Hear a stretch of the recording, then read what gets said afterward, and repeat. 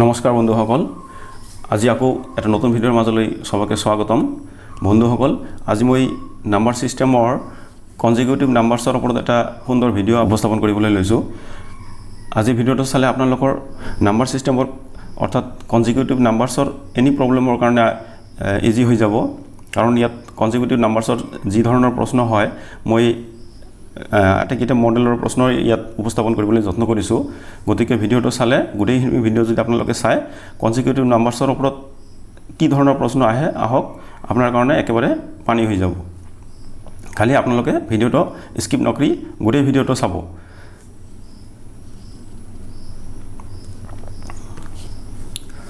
নহ'লে আৰু পলম নকৰি ভিডিঅ'টো আৰম্ভ কৰোঁ। নমস্কাৰ, মই নুৰজামাল শেখ আৰু আপোনালোক চাইছে মোৰ ইউটিউব চেনেল এডুকেয়াৰ মেথছ। বন্ধুসকল, যদি ভিডিঅ'টো ভাল লাগে তেনেহ'লে লাইক কৰিব আৰু বন্ধু বান্ধৱলৈ বেছি বেছিকৈ শ্বেয়াৰ কৰিব, আৰু যদি প্ৰথম আজি মোৰ চেনেলটো চাইছে তেনেহ'লে ছাবস্ক্ৰাইব কৰি কাষত থকা বেল আইকনটো প্ৰেছ কৰি অল অপশ্যনত ৰাখি থ'ব, তেতিয়া মই আপলোড দিয়া সকলোবিলাক ভিডিঅ' নটিফিকেশ্যন পাই থাকিব। ঠিক আছে, আহক তেনেহ'লে আৰম্ভ কৰোঁ। বন্ধুসকল, প্ৰথমতে আমাক কনজিকিউটিভ নাম্বাৰছৰ বেছিক কনচেপ্টখিনি জানিব লাগিব।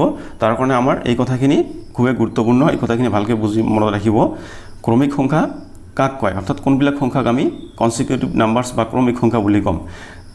একেবাৰে সহজ কথাত 1, 2, 3, 4, 5, 6 এইবিলাকক ক্ৰমিক সংখ্যাকৈ আমি সকলোৱে জানো, হয়নে?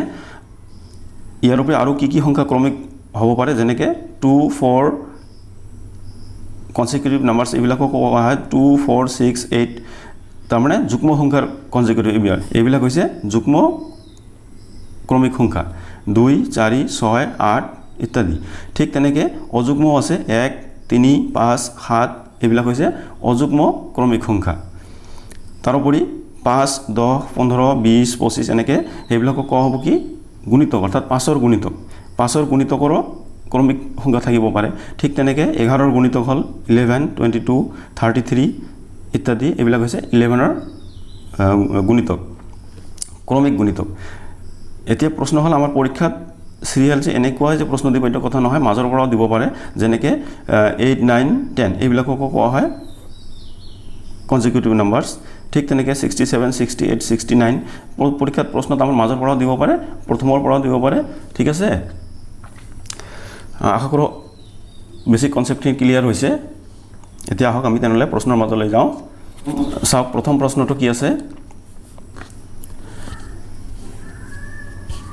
11ৰ 3টা ক্ৰমিক গুণিতকৰ সমষ্টি 363 হ'লে আটাইতকৈ সৰু সংখ্যাটো কি? 11ৰ 3টা ক্ৰমিক গুণিতকৰ সমষ্টি 363 হ'লে আটাইতকৈ সৰু সংখ্যাটো কি? এইবিলাক আমি এক্স ধৰি কৰিছিলোঁ। আগত আমি এক্স ধৰি কৰিছিলোঁ। কেনেকৈ মই এনেকৈ কৰি দিয়াৰ উপৰিও ট্ৰিকৰ সহায়ত কেনেকৈ কম সময়ৰ ভিতৰতে 5-7 ছেকেণ্ডৰ ভিতৰতে এনচাৰ উলিয়াব পাৰোঁ তাৰ মই ইয়াত আলোচনা কৰিছোঁ। কিন্তু তথাপি বেছিক কনচেপ্টখিনি দিব লাগিব, সেইকাৰণে মই কৰি দিছোঁ। এইটো চাওক কি কৈছে, 11ৰ 3টা ক্ৰমিক গুণিতকৰ সমষ্টি 363। তেতিয়াহ'লে আমি ধৰি ল'লোঁ, ধৰা হ'ল প্ৰথম সংখ্যাটো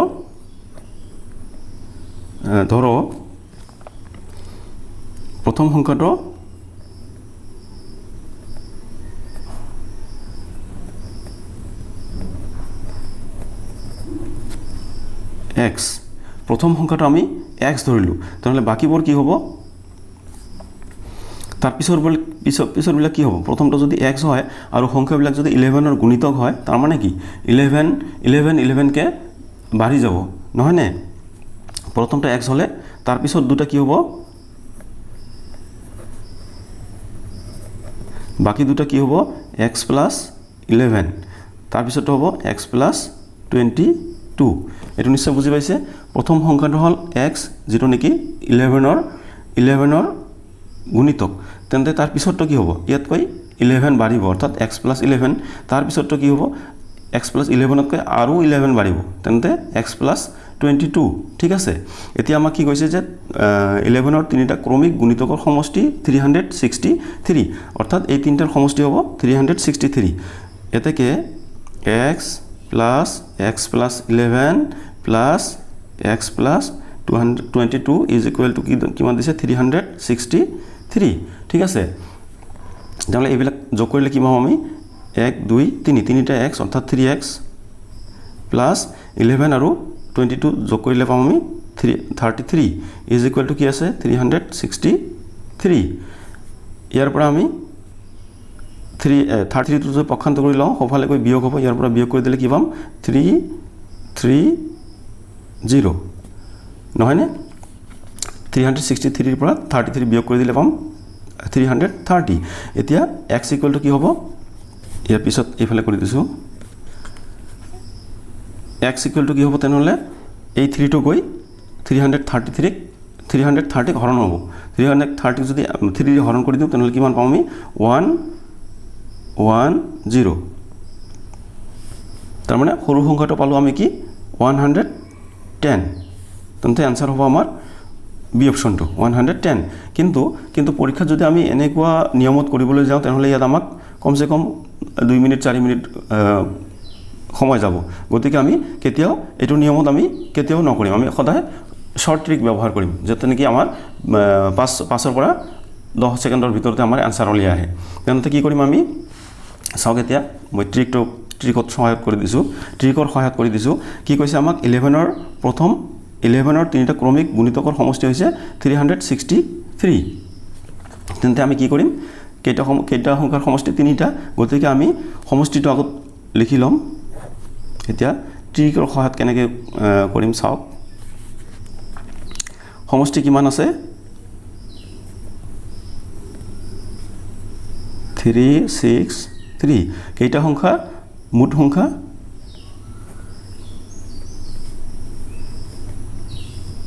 তিনিটা এতেকে আমি কি কৰিম 3 ৰে হৰণ কৰি দিম কি পাম 3 ৰে হৰণ কৰিলে 3 1 গুণ 3 6 3 2 গুণ 6 আকৌ 3 1 গুণ 3 অৰ্থাৎ কি পালো আমি 11 টো হল আমাৰ মিডিলৰ সংখ্যাটো অৰ্থাৎ গড় এটো হৈছে গড় পদ্ধতি এনেকুৱা কনজিকিউটিভ নাম্বাৰছৰ আমি গড় পদ্ধতি ইউজ কৰি সহজতে সমাধান কৰিব পাৰো মাজৰ সংখ্যাটো আমি কিমান পালো 121 তেনেহলে ইয়াৰ আশেপাশে থকা দুটা সংখ্যা কি হ'ব ইয়াৰ আগতটো 121 ৰ আগত 11 ৰ গুণিতকৰ সংখ্যাটো আমাৰ কি আছে নিশ্চয় 110 তাৰ পিছতো আছে 132 এতিয়া চাওক ইয়াত আমি তিনটা প্ৰশ্ন আমাৰ একলগতে সমাধান হৈ গল যদি মাজৰ সংখ্যাটো বিচাৰে তেনেহলে ডাইৰেক্ট 3 ৰে হৰণ কৰি আমি যেটো সংখ্যা পাম এটো হ'ব আনসাৰ যদি সৰু সংখ্যাটো বিচাৰে তেনেহলে হ'ব 110 আৰু যদি ডাঙৰ সংখ্যাটো বিচাৰে তেনেহলে হ'ব 132 তো আমাৰ ইয়াত যেহেতু সৰু সংখ্যাটো বিচাৰিছে গতিকে আনসাৰ হ'ব আমাৰ 110 গতিকে অপচন বি শুদ্ধ আনসাৰ ঠিক আছে গতিকে আমি এটো পদ্ধতি আমি কেতিয়াও ইউজ নকৰিম আমি সদায় ট্ৰিকৰ সহায়ত সমাধান কৰিবলৈ যত্ন কৰিম নেক্সট প্ৰশ্নটো চাওক এতিয়া নেক্সট প্ৰশ্নটো চাওক কি আছে তিনিটা ক্ৰমিক অযুগ্ম সংখ্যাৰ সমষ্টি 147 হলে মাজৰ সংখ্যাটো কি হ'ব এবাৰ চাওক তিনিটা ক্ৰমিক অযুগ্ম সংখ্যাৰ সমষ্টি 147 তেন্তে মাজৰ সংখ্যাটো কি তেনেহলে আমি কি কৰিম ট্ৰিকৰ সহায়ত যদি কৰিবলৈ যাওঁ তেনেহলে আমাক ইয়াত প্ৰথম লাগিব কি সমষ্টি কিমান আছে 147 আৰু কেইটা সংখ্যাৰ সমষ্টি তিনিটা গতিকে আমি ইয়াক 3 ৰে হৰণ কৰিম 3 ৰে হৰণ কৰিলে কি পাম আমি হৰণ কৰি দিয়াটো 147 ইয়াক যদি আমি 3 ৰে হৰণ কৰো 3 4 গুণ 12 2 27 3 9 গুণ 27 তাৰ মানে 49 ইজ ইকুৱেল টু পালো আমি 49 ইয়াত চাওক কি কৈছে যে সমষ্টি 147 হলে মাজৰ সংখ্যাটো কি আমি ডাইৰেক্ট গড় পদ্ধতি ইউজ কৰি কি পালো মাজৰ সংখ্যাটো পালো আমি 49 অৰ্থাৎ তিনটা সংখ্যা কি হ'ব মাজৰটো হ'ব 49 তাৰ আগৰটো হ'ব 40 অযুগ্ম যেহেতু কৈছে 47 আৰু তাৰ পিছৰটো হ'ব কি 51 প্ৰশ্নটো অলপ ভালকৈ চাব তিনিটা ক্ৰমিক অযুগ্ম সংখ্যা অযুগ্ম যদি মাজৰটো যদি 49 হয় তাৰ আগৰটো হ'ব 47 আৰু পিছৰটো হ'ব 51 ঠিক আছে গতিকে আমাক ইয়াত মাজৰ সংখ্যাটো উলিয়াবলৈ গৈছে মাজৰ সংখ্যাটো হ'ব তাৰ মানে মাজৰটো হ'ব কি 49 ঠিক আছে নেক্সট চাওক তিনিটা ক্ৰমিক সংখ্যাৰ যোগফল 87 হলে মাজৰ সংখ্যাটো কি এটো মাজৰ সংখ্যাটো বিচাৰিছে আৰু তিনিটা সংখ্যাৰ যোগফল গতিকে আমি এটো ট্ৰিকৰ সহায়ত কৰিম সমষ্টি কিমান আছে আমাৰ 87 ক কিহেৰে হৰণ কৰিব লাগিব ডাইৰেক্ট আমি 3 ৰে হৰণ কৰি দিম 3 ৰে হৰণ কৰিলে কিমান পাম 3 2 গুণ 6 2 বাকি থাকিলে 27 3 9 গুণ 27 তেনেহ'লে মাজৰ সংখ্যাটো আমাৰ ওলাই আহিল 29 বুজি পাইছে এতিয়া চাওক তিনিটা সংখ্যাৰ সমষ্টি আমাক যেহেতু কৈছে 87 মাজৰ সংখ্যাটো কি হ'ব আমি পালো 29 তাহলে মাজৰ সংখ্যাটো যদি 29 হয় মাজৰ সংখ্যাটো যদি 29 হয় তাহলে তাৰ আগৰটো কি হ'ব 28 আৰু পিছৰটো হ'ব 30 এতিয়া এই তিনটা যোগ কৰি চাও আমি 87 হয় নে নহয় তাহলে প্লাস কৰি দিও প্লাস কৰি দিলে কিমান পাম 8 9 17 7 হাতত 1 3 1 4 5 6 7 8 87 ঠিক আছে না গতিকে আমি ডাইরেক্ট এই গড় পদ্ধতি ব্যৱহাৰ কৰি আমি সহজতে 5 পৰা 7 সেকেন্ডৰ ভিতৰতে আমি আনসাৰ উলিয়াব পাৰিম এটো ডাইৰেক্ট হৰণ কৰি দিম কিমানটা সংখ্যা আছে সেই সংখ্যাৰে মুঠ যোগফল কিমান দি আছে তা হৰণ কৰি দিব মাজৰ সংখ্যাটো ওলাব এতিয়া তাৰ আশে-পাশে থকা সংখ্যাবিলাক কি আমি সহজতে নিৰ্ণয় কৰিব পাৰিম যদি মাজৰ সংখ্যাটো বিচাৰে তেনেহ'লে তো ডাইৰেক্ট এটো আনসাৰ হ'ব ঠিক আছে আশা কৰো বুজি পাইছা যদি ভিডিওটো ভাল লাগি থাকে তেনেহ'লে লাইক কৰিবলৈ নাপাহৰিব কাৰণ আপোনালোকে ভিডিওবিলাক লাইক কৰিলে আমি এনেকুৱা ভিডিও বনাওতে উৎসাহ পাওঁ নেক্সট এটা চাওক এটো বেলেগ মডেলৰ হয় মই ইয়াত কনসিকিউটিভ নাম্বাৰছৰ 3-4টা মডেলৰ প্ৰশ্নৰ বিষয়ে আলোচনা কৰিছো ইয়াতকৈ বেলেগ মডেলৰ যদিও থাকে তেনেহ'লে আপোনালোকে এই ধৰণৰ ট্ৰিক্স ব্যৱহাৰ কৰি অনায়াসে 4 পৰা 5 সেকেন্ডৰ ভিতৰতে আনসাৰ উলিয়াব পাৰিব এতিয়া চাওক নেক্সট প্ৰশ্ন কি আছে যদি 6টা ক্ৰমিক স্বাভাৱিক সংখ্যাৰ প্ৰথম তিনিটাৰ সমষ্টি 27 যদি 6টা ক্ৰমিক স্বাভাৱিক সংখ্যাৰ প্ৰথম তিনিটাৰ সমষ্টি 27 তেন্তে আন তিনিটাৰ সমষ্টি কিমান হ'ব সংখ্যা দিয়া আছে কিমানটা 6টা তাৰে তিনিটাৰ সমষ্টি দিয়া আছে 27 প্ৰথম তিনিটাৰ সমষ্টি 27 তেন্তে তাৰ মানে পিছৰ তিনিটাৰ সমষ্টি কি হ'ব তেনেহ'লে এটো আমি ডাইৰেক্ট সমষ্টিটো উলিয়াম সমষ্টিটো কিমান দিয়া আছে 27 দিয়া আছে সমষ্টি দিয়া আছে কিমান 27 তাহলে 27ক আমি কি কৰিম ডাইৰেক্ট 3 ৰে হৰণ তিনটাৰ সমষ্টি বুলি কৈছে না প্ৰথম তিনিটাৰ সমষ্টি ইয়াত চাওক প্ৰথম তিনিটাৰ সমষ্টি 27 গতিকে আমি কিহেৰে হৰণ কৰিম 3 ৰে হৰণ কৰিলে কিমান হৰণ ফল পাম 27ক 3 ৰে হৰণ কৰিলে 9 গতিকে তিনটা ক্ৰমিক সংখ্যাৰ মাজৰ সংখ্যাটো পালো আমি 9 তেন্তে সংখ্যা তিনটা কি হ'ব সংখ্যা তিনটা কি হ'ব 8 9 আৰু 10 এটা এই তিনটা যোগ কৰি চাও আমি 27 হয় নে নহয় যোগ কৰিলে 8 9 17 17 10 27 ঠিক আছে তাৰ মানে মাজৰ সংখ্যাটো কিমান পালো আমি 9 অৰ্থাৎ প্ৰথম তিনটা সমষ্টি দিছে 27 সংখ্যা তিনটা আমি উলিয়াও 8 9 10 তেন্তে আন তিনটাৰ সমষ্টি কিমান ইয়াৰ পিছৰ তিনটা তেনেহলে কি হ'ব ইয়াত যদি 8 9 10 হয় 8 9 10 প্ৰথম তিনটা সংখ্যা তাৰ পিছত তিনটা কি হ'ব ইয়াৰ পিছতে লাগি থাকিব ঠিক তেন্তে আন তিনটা বুলি কৈছে আৰু তিনটা লাগিব আমাক 11 12 আৰু 13 তাৰ পিছত তিনটা সংখ্যা আমি কি পালো 11 12 13 এতিয়া আমি কি এই তিনটা সংখ্যা যোগ কৰিবলৈ না যাও ইয়াতো শৰ্ট ট্ৰিক ইউজ কৰিম কি কৰিম যেহেতু তিনটা সংখ্যাৰ সমষ্টি বিচাৰিছে গতিকে আমি ডাইৰেক্ট মাজৰ সংখ্যাটোক আমি গুণ কৰি দিম কিমানেৰে 3 ৰে তাহলে 3 12 গুণ কিমান হয় 36 তাৰ মানে সমষ্টি পিছত তিনটা সংখ্যাৰ সমষ্টি কিমান হ'ব 36 বুজি পাইছে সংখ্যা তিনটা আমি কি পালো 11 12 13 এতিয়া আমি 11 12 13 যোগ কৰিবলৈ না কাৰণ ইয়াত তো সৰু সংখ্যা আছে যদি ইয়াত কি ডাঙৰ সংখ্যা হয় তেতিয়া আমাৰ সংখ্যাবিলাক যোগ কৰোতে অসুবিধা সৃষ্টি হ'ব পাৰে তেতিয়া আমি কি কৰিম মাজৰ সংখ্যাটো তিনটা সংখ্যাৰ মাজৰ সংখ্যাটোক 3 ৰে পূৰণ কৰি দিলে আমি যেটো পূৰণ ফল পাম এই তিনটা সংখ্যাৰ যোগফল হেতুই হ'ব অৰ্থাৎ ইয়াত ওলাইছে কিমান 36 আশা কৰো বুজি পাইছে তাৰ পিছৰটো চাওক এবাৰ চাওক এটো আকৌ বেলেগ মডেলৰ হয় চাৰিটা ক্ৰমিক সংখ্যাৰ সমষ্টি 328 হলে ডাঙৰ সংখ্যাটো হ'ব এবাৰ কৈছে কিমান চাৰিটা পাঁচটা সাতটা আঠটা যি বিচাৰে তাকে আপোনালোকে এই ট্ৰিক ব্যৱহাৰ কৰি উলিয়াব পাৰিব অনায়াসে উলিয়াব পাৰিব ইয়াত কি কৈছে চাৰিটা সংখ্যাৰ সমষ্টি দিয়া আছে 328 গতিকে আমি ডাইৰেক্ট সমষ্টিটো আগত লিখি লম সমষ্টি কিমান দিয়া আছে 328 কেইটা সংখ্যাৰ সমষ্টি দিয়া আছে চাৰিটা ক্ৰমিক সংখ্যাৰ সমষ্টি 328 গতিকে ইয়াক কি কৰিম আমি 4 ৰে হৰণ কৰি দিম এটক 4 ৰে হৰণ কৰি দিম হৰণ কৰি দিলে কি পাম 4 8 গুণ 32 4 2 গুণ 8 অৰ্থাৎ কিমান পালো 82 চাৰিটা সংখ্যাৰ সমষ্টি চাৰিটা সংখ্যাৰ গড় আমি কিমান পালো 82 ইয়াত অলপ মনোযোগ দিবলগীয়া কথা আছে, ভালকৈ মনোযোগ দিব। 82 যদি গড় হয়, 4টা সংখ্যাৰ গড়, তাহলে 4টা সংখ্যাৰ গড় 82 পালোঁ আমি 82। এতিয়া এইটোতো মাজৰ সংখ্যা হ'ব নোৱাৰে 4টাৰ, কাৰণ 4টা সংখ্যাৰ মাজত 1 2 3 4, ইয়াৰ মাজত কি আছে? এই মাজৰ সংখ্যা দুটাৰ মিডলত যেটো হ'ব এইটোহে মাজৰ সংখ্যা হ'ব। গতিকে ইয়াতে পালোঁ আমি কি 82। তাৰ মানে কি আমাক বুজিব লাগিব 82 হৈছে আমাৰ ইয়াৰ আশে-পাশে থকা দুটা সংখ্যাৰ গড়। তাৰ মানে ইয়াৰ আশে-পাশে কি আছে? 81 আছে আৰু 83 আছে। 81 আৰু 83ৰ মাজৰ সংখ্যাহে আমি পাইছোঁ 82। গতিকে সংখ্যা 4টা সংখ্যা কি হ'ব তেনেহ'লে ইয়াত নিশ্চয় অযুগ্ম সংখ্যা হ'ব 81 83। ইয়াৰ পিছতটো হ'ব আমাৰ তেনেহ'লে 85 আৰু ইয়াৰ আগতটো হ'ব 79। ঠিক আপোনালোকক বুজাব পাৰিলোঁ নে নাই আকৌ এবাৰ বুজাই দিছোঁ। যেহেতু আমাক কৈছে 4টা ক্ৰমিক সংখ্যাৰ সমষ্টি 328 আৰু আমি 4টা সংখ্যাৰ গড় উলিয়ালোঁ, কিমান পালোঁ আমি 82। এতিয়া 4টা সংখ্যা যদি আমি লিখোঁ, ইয়াত মই ডট ডট দিছোঁ, এনেকুৱা ধৰক 1 2 3 4, এই 4টা সংখ্যাৰ মাজৰ সংখ্যা। ইয়াত এতিয়া এই 4টাৰ মাজৰ কোনো সংখ্যা আছে নেকি? মাজত বুলি ক'লে আমি দুটা সংখ্যাহে পাম মাজত, এটা সংখ্যাটো মাজত নাপাম। যেহেতু দুটা সংখ্যা মাজত পাইছোঁ, গতিকে এই সংখ্যা দুটা কি হ'ব?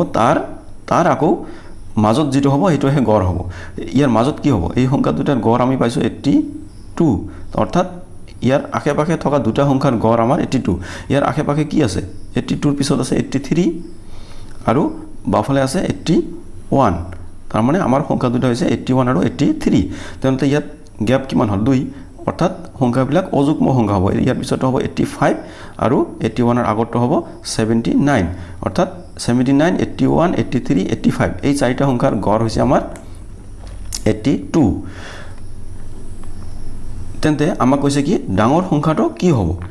যেহেতু 79 81 83 85 4টা সংখ্যা আমি পালোঁ, ইয়াৰ ভিতৰত ডাঙৰ সংখ্যা কোনটো? 85।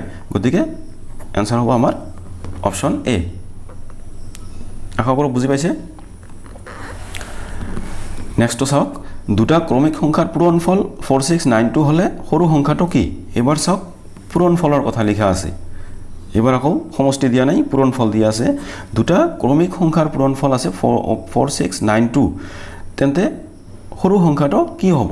এইটো যদি আমি লেংথি প্ৰচেছত কৰিবলৈ যাওঁ তেনেহ'লে আমি ক্ৰমিক সংখ্যা ধৰিব লাগিব। প্ৰথমটো হ'ল x, তাৰপিছতো হ'ল x + 1। এতিয়া যেহেতু গুণফল দিয়া আছে 4692, তেন্তে কি কৰিম আমি? এই সংখ্যা দুটাক পূৰণ কৰি দিম। পূৰণ কৰি দিলে পূৰণফল কি পাম? 4692। এতিয়া এটা পূৰণ কৰিলে কি পাম? x² + x আৰু এইটো বাওঁফালে আনিলে হ'ব 4692 হ'বলে হ'ব 0। এইটো এতিয়া চাওক এটা দ্বিঘাত সমীকৰণৰ ৰূপ লৈছে। গতিকে দ্বিঘাত সমীকৰণ সমাধান কৰোঁতে আমাৰ ইয়াত কমসে কম 2 পৰা 5 মিনিট সময় গুচি যাব। তো যিকোনো কম্পিটিটিভ এক্সামত আপুনি এনেকৈ 5 মিনিট সময় লছ কৰি যদি এটা অংক কৰিবলৈ যায়, তেতিয়া লাষ্টত গৈ আমাৰ প্ৰশ্ন এৰি থৈ আহিব লাগিব। গতিকে আমি কেতিয়াও এই নিয়মত কেতিয়াও সমাধান কৰিবলৈ নাযাম, কেতিয়াও নকৰিব, চেষ্টা নকৰিব। সদায় ট্ৰিক ব্যৱহাৰ কৰিহে সমাধান কৰাৰ চেষ্টা কৰিব। কাৰণ ইয়াত ট্ৰিকটো কি হ'ব? যেহেতু গুণফল দিয়া আছে, আমি ইয়াত অপশ্যনবিলাকৰ পৰাই এনসাৰ উলিয়াৰ চেষ্টা কৰিব লাগিব। কি কৈছে? দুটা সংখ্যাৰ পূৰণফল 4692। ইয়াত আমাক মাৰ্ক কৰিব লাগিব যে পূৰণফলৰ যেটো পূৰণফল দিয়া আছে তাৰ এককত কি অংক আছে? 2 আছে, ইয়াত আছে 2। তেন্তে আমি কি কৰিম? সৰু সংখ্যাটো কি? অৰ্থাৎ সৰু সংখ্যাটো বিচাৰিছে, ইয়াৰ যিকোনো এটা সৰু সংখ্যা হ'ব, অৰ্থাৎ সৰু সংখ্যাবিলাক দিয়া আছে। তেন্তে ডাঙৰটো ইয়াৰ লগত আমি যদি গুণ কৰি দিওঁ, ইয়াৰ ডাঙৰটো কি হ'ব? 70। এতিয়া চাওক পূৰণফলত আমি যেতিয়া গুণ কৰিম, তেতিয়া এই এককৰ সংখ্যা দি এককৰ সংখ্যাক পূৰণ কৰি চাম যে আমাৰ 2 আহে না নাই। 9 আৰু 0 পূৰণ কৰিলে কি আমি 2 পাম? নাপাম। গতিকে এইটো অপশ্যন কেনচেল। 62ৰ পিছৰ সংখ্যা কি হ'ব তেনেহ'লে? 63। ইয়াতো চাওক 2 আৰু 3 যদি আমি পূৰণ কৰোঁ তেনেহ'লে পূৰণফলত কি আহিব? 6 আহিব। পূৰণফলত আহিব 6, যেটো নেকি আমাৰ পূৰণফলত নাই, পূৰণফলত আছে 2। গতিকে এইটো অপশ্যন নহ'ব। তাৰপিছত আছে আমাৰ 68, ইয়াৰ পিছৰ সংখ্যা কি হ'ব? 69। এতিয়া ইয়াতো আমি এককৰ সংখ্যা দুটা পূৰণ কৰি চাম কি পোৱা যায়। 8 আৰু 9 গুণ কৰিলে কিমান পাম আমি? 72। এককত পাইছোঁ আমি 2, আৰু আমাৰ পূৰণফলৰ এনসাৰৰ পূৰণফলতো দিয়া আছে 2। গতিকে এইটো হ'ব পাৰে।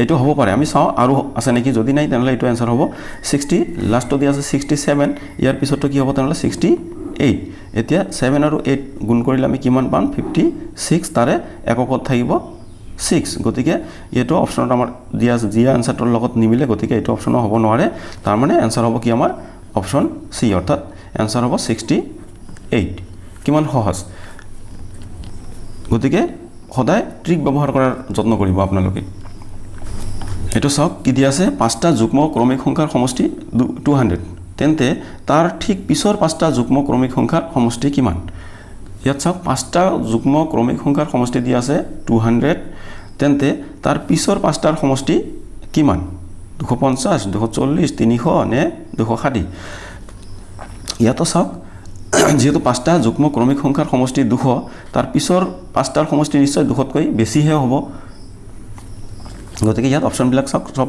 বেছি আছে 250 240 300 260 তেনেহ'লে পাঁচটা ক্ৰমিক সংখ্যাৰ সমষ্টি দিয়া আছে আমাৰ 200 তেন্তে আমাক ইয়াতো গড় পদ্ধতি ইউজ কৰিব লাগিব পাঁচটা সংখ্যাৰ সমষ্টি 200 গতিকে আমি 200ক যদি 5 ৰে হৰণ কৰি দিওঁ তেনেহ'লে পাঁচটা সংখ্যাৰ গড় পাম ইয়াক 5 ৰে হৰণ কৰি দিলে কিমান পাম আমি 5 4 গুণ 20 আৰু এটা 0 40 অৰ্থাৎ পাঁচটা সংখ্যাৰ মাজৰ সংখ্যাটো আমি পালো কিমান 40 তাহলে 40 হল মাজৰ সংখ্যা ইয়াৰ পিছত আছে দুটা আগফালে আছে দুটা পিছৰ দুটা তেনেহলে কি হ'ব যেহেতু যুগ্ম ক্ৰমিক সংখ্যা বুলি কৈছে পাঁচটা যুগ্ম ক্ৰমিক সংখ্যা তেনেহলে 40 ৰ পিছত যুগ্ম ক্ৰমিক সংখ্যা কি আছে আমাৰ 42 তাৰ পিছৰটো কি আছে 44 ঠিক আছে আৰু আগফালে তিনটা কি দুটা কি হ'ব আমাৰ এটা হ'ব 38 আৰু তাৰ আগত হ'ব 36 ঠিক আছে এতিয়া এই সংখ্যাবিলাক যোগ কৰিলে আমি যোগফল কিমান পাম 200 পৰীক্ষা কৰি চাব পাৰে হয় নহয় 6 8 14 14 আর 2 16 16 4 20 20 শূন্য হাত 2 2 4 6 6 4 10 10 4 14 14 3 17 আর 3 20 হৈছে না টোটাল 200 গতিকে সংখ্যা পাঁচটা আমি কি পালো 36 38 40 42 44 তেন্তে আমাক কি কৈছে ঠিক ইয়াৰ পিছৰ পাঁচটা সংখ্যাৰ সমষ্টি কিমান ইয়াৰ পিছৰ পাঁচটা সংখ্যাৰ কি হ'ব তেনেহলে ইয়াৰ পিছৰ পাঁচটা কি হ'ব 44 এর পিছত হ'ব 46 48 50 52 54 ঠিক আছে তাৰ পিছৰ পাঁচটা সংখ্যা আমি কি পালো 46 48 50 42 52 54 তেন্তে ইয়াত আমি এতিয়া এই পাঁচটা সংখ্যা যোগ কৰিবলৈ নাযাওঁ কি কৰিম যেহেতু পাঁচটা সংখ্যা আছে ইয়াৰ মাজৰ সংখ্যা কি আছে 1 2 3 4 5 গতিকে মাজৰটো হ'ব 50 ইয়াক আমি ডাইৰেক্ট কিমানৰে পূৰণ কৰিম 5 দি পূৰণ কৰিম তাহলে 5 5 গুণ 25 আৰু এটা 0 অৰ্থাৎ সমষ্টি কিমান ওলাল 250 आंसर হ'ব এই অপচন ঠিক আছে কিমান সহজতে হৈ গল ইয়াত আৰু এটা কথা মাৰ্ক কৰিব পাৰে আমি ইয়াৰ প্ৰথম আগৰ যিবিলাক পাঁচটা সংখ্যা পাইছো তাৰ প্ৰথমটো হল 36 আৰু তাৰ পিছত যি পাঁচটা সংখ্যা পালো তাৰ প্ৰথমটো হল 46 এতে এই দুটা সংখ্যাৰ ডিফাৰেন্স কিমান 36 এৰ পৰা 46 ডিফাৰেন্স হল আমাৰ 10 নহয় জানো ইয়াত ডিফাৰেন্স হল 10 এই 10 কেনেকৈ আহিল এটা কথা অলপ চিন্তা কৰিলে সহজতে ওলাব যেহেতু যুগ্ম সংখ্যা গতিকে প্ৰতিটো সংখ্যাৰ গ্যাপ আছে কিমান 2 2 কৰি ইয়াত পাঁচটা সংখ্যা আছে গতিকে গ্যাপ নিশ্চয় প্ৰথম সংখ্যা দুটাৰ গ্যাপ হ'ব আমাৰ 10 তাৰ পিছৰটো গ্যাপ নিশ্চয় 10 ওলাব 38 আৰু 48 ইয়াৰ মাজতো গ্যাপ আছে আমাৰ 10 তাৰ পিছত 3 নম্বৰটো গ্যাপ আছে 10 এনেকে পাঁচটা সংখ্যা আছে যেহেতু পাঁচটা সংখ্যাৰ গ্যাপ আমাৰ 5 10 50 হে ওলাব গতিকে ডাইৰেক্ট 5 10 50 যেটো সমষ্টি দিয়া আছে তাৰ লগত 50 প্লাস কৰিলেও আপুনি আপোনালোকে आंसर ওলাব পাৰিব কিন্তু এটো হৈছে একেবাৰে সহজ পদ্ধতি আশা কৰো ভিডিও ভালে লাগিছে যদি ভাল লাগিছে তেনেহলে লাইক কৰিব লগতে বন্ধু বান্ধৱলৈ বেছি বেছিকৈ শেয়াৰ কৰিব আৰু যদি মোৰ এনেকুৱা ভিডিও পাই থাকিব বিচাৰে তেনেহলে মোৰ চেনেলটো সাবস্ক্ৰাইব কৰি কাষত থকা বেল আইকনটো ক্লিক কৰি অল অপচনত ৰাখি থব তেতিয়া মই আপলোড দিয়া সকলোবিলাক ভিডিওৰ নটিফিকেশন পাই থাকিব থ্যাংক ইউ